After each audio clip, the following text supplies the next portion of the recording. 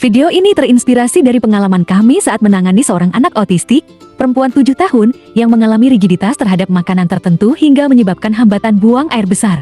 Solusi yang diberikan ibunya, seorang praktisi medis, adalah pemberian obat pencahar secara berkala.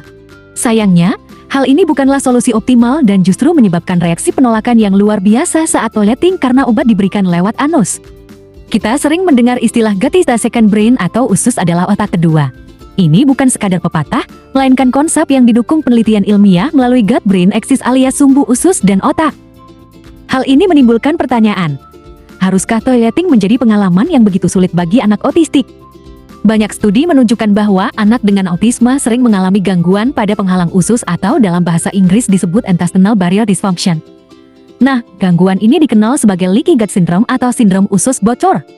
Tapi sebelum lanjut ke topik berikutnya, jangan lupa like, subscribe, komen dan share agar lebih banyak orang tua anak autisme yang teredukasi. Pada kondisi intestinal barrier dysfunction, lapisan pelindung usus tidak bekerja dengan baik, sehingga zat berbahaya seperti bakteri patogen, toksin, atau protein yang belum tercerna bisa masuk ke aliran darah.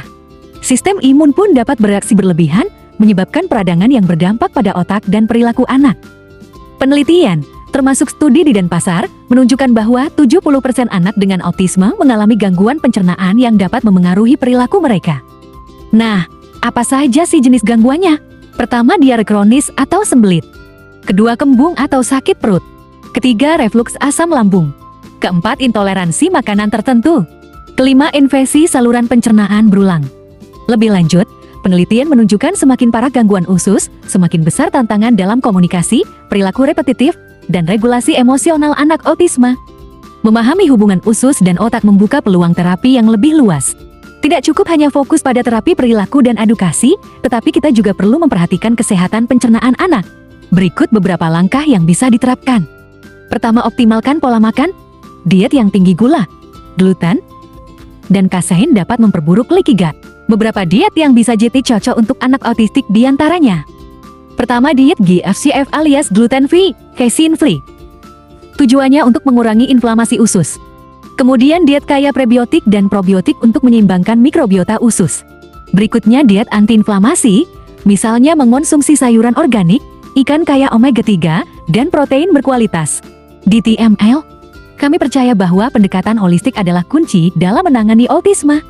Kami menggabungkan terapi berbasis alam, edukasi yang tepat, dan nutrisi berkualitas untuk membantu anak-anak autisme mencapai potensi terbaik mereka. Sebagai bentuk komitmen, TML juga mengembangkan produk pangan utuh organik yang mendukung kesehatan anak autisme, seperti misalnya, pertama, ayam kampung. Kedua, ikan nila dan ikan gabus. Ketiga, sayuran organik. Kalau Anda tertarik ingin beli, langsung cek di toko online yang tertulis di caption. Selamat belanja!